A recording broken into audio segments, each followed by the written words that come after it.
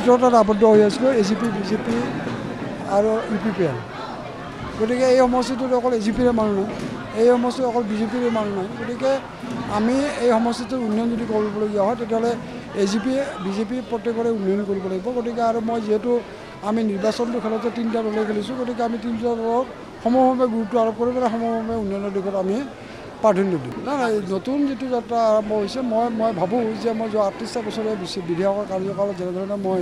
ৰাইজক সেৱক আগবঢ়াইছিলোঁ একেধৰণে মই এই 5টা বছৰতে বৰপেটা লোকসভা সমষ্টিবাসী ৰাইজৰ সেৱা আগবঢ়াব পাৰোঁ তাৰ কাৰণে মই নিশ্চয় চেষ্টা কৰিম আৰু চেষ্টা মই অব্যাহত কৰিম না উপ নিৰ্বাচন আহিছে উপ নিৰ্বাচন হ'ব প্ৰাৰ্থী দলে ঠিক কৰিব মই এতিয়ালৈকে ঠিক কৰা মোৰ অকল তাত হয় মই নথৈ আনন্দিত কাৰণ মই যিহেতু অভিভাৱক মন্ত্ৰী আৰু এই আজিৰ তাৰিখতে আমাৰ জিলা সভাপতি উজ্জ্বলকান্তি ৰয় ডাঙৰীয়াৰ লগতে আমাৰ জিলাৰ সমূহ টীমে তেখেতক উষ্ণ আদৰণি জনাইছে আৰু প্ৰকৃত অৰ্থত ফণীভূষণ চৌধুৰী ডাঙৰীয়াৰ সন্দৰ্ভত ক'বলগীয়া একো নাই কাৰণ অসমৰ সৰ্বজন বিদিত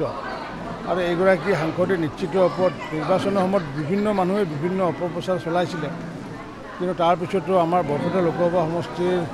ভোটাৰ ৰাইজে বিপুল ভোটত জয়যুক্ত কৰাইছে আৰু মই তেখেতক শুভেচ্ছা জনাইছোঁ ভগৱানৰ প্ৰাৰ্থনা জনাইছোঁ নিশ্চিত ওপৰত বিধায়ক হিচাপে যেনেকুৱাকৈ সফল হৈছে পূৰ্বতে অকলতো বঙাইগাঁও সমষ্টিখন চাইছিলে এইবাৰ বৰপেটা জিলাৰ অন্তৰ্গত 2টা সমষ্টিৰ লগতে সমগ্ৰ অসমৰ বিষয়সমূহো তেওঁ উত্থাপন কৰিব পাৰিব বুলি মোৰ দৃঢ় বিশ্বাস আমি যোৰহাটত যিহেতু যোৱাবাৰ 80,000 ভোটত জিকিছিলোঁ মই আজিও কওঁ আজিও যদি নিৰ্বাচন হয় তেতিয়া পুনৰ যদি নিৰ্বাচন যেতিয়া হ'বগৈ আমাৰ বিধানসভা নিৰ্বাচন আমি অতি কমেও ভাৰতীয় জনতা পাৰ্টি আৰু মিত্ৰজোঁটে 7টা চিট জিকিব আৰু বেছি দিন নালাগে 6 মাহত যোৰহাটবাসী ৰাইজে দেখাই দিব যে পঞ্চায়ত নিৰ্বাচন দেখাই দিব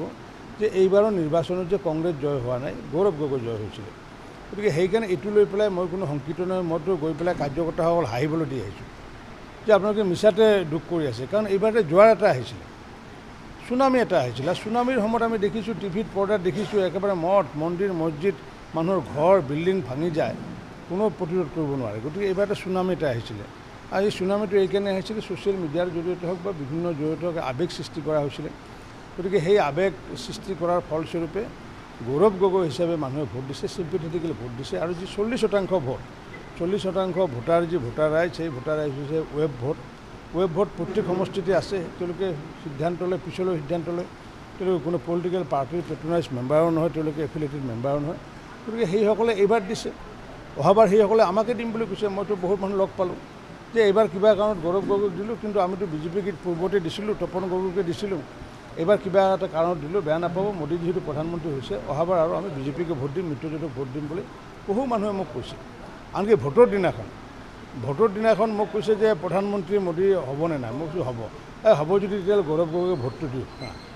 তাৰমানে মানুহৰ ধাৰণাটো হৈছে কি যে গৌৰৱ প্ৰধানমন্ত্ৰী নৰেন্দ্ৰ মোদী প্ৰধানমন্ত্ৰী হোৱাটোহে মানুহৰ কাৰণে সেয়া এটা সমষ্টিত আমি এইবাৰ হাৰিছোঁ কিন্তু আকৌ ডাঙৰ কথা হোৱা নাই হাৰ যেতিয়া থাকেই আমি যে 11টা সমষ্টিত জিকিলে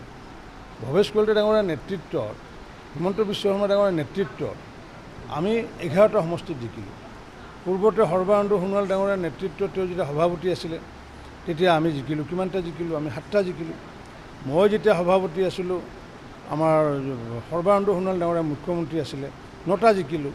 এইবাৰ ভৱেশ কলিতা ডাঙৰীয়া যে সভাপতি আৰু হিমন্ত বিশ্ব শৰ্মা মুখ্যমন্ত্ৰী আমি 11টা জিকিলোঁ আমি হাৰিলোঁ ক'ত